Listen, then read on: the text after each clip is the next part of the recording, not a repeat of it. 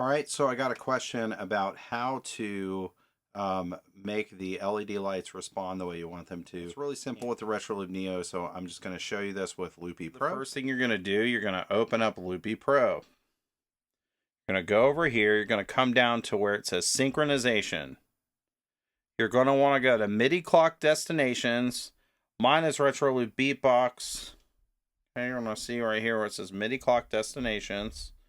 Okay, and you're going to want to make sure that your device is selected. So actually, I didn't have my device selected. So now once we go over here to clip settings and we do our follow actions, which is how we get it to trigger the lighting effects, we're going to go to clip settings. Okay, and once we click clip settings, we're going to go to follow actions. Now, once we're in follow actions, you're going to go to the action that you want the light to change. So right now, I've got it set to where I begin recording. So I click this, I click the plus sign, I type in send in MIDI message right here. Okay, I'm going to click that. I'm going to go to CC, and then I'm going to select channel 2 because that's the default. And then I'm going to go over here and I'm going to select, and you could find information on all these effects. It tells you in the app at myretroloop.com under the effects tabs which ones of these are beat matching. So CC25 is just a basic beat flash. Now the value down here, as you change the value, the color is going to change. So if you want to see if your device is picking it up, okay, you're going to come up here to target. You're going to select Retroloop Neo. Mine says Retroloop Beatbox because this device has a different name. All right. Now, as you can see, there we go. Once I started recording, okay, there we go. Once I started recording, my light started blinking according to the effect that I have set here. All right. Now, if you want it to stop, you're going to select 19. Okay. So the way this works, this is for my record. So I'm going to set this on 25.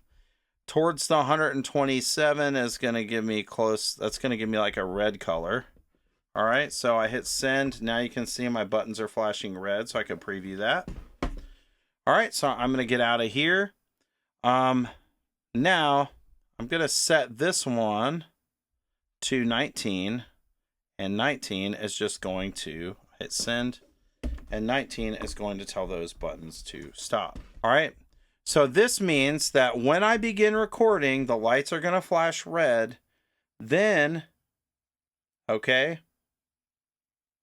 when I finish recording, which I have that right here, okay, I've already put that in there. When I finish recording, it's going to stop flashing. So let's see what that looks like. I'm going to clear all this out, and I'm just going to hold this right here so you can kind of see it. All right, I'm going to start recording. All right. So my lights didn't flash red. I wonder why. I'm going to go in here and I'm going to look. All right, so I'm going to go to my clip settings. I'm going to go to follow actions.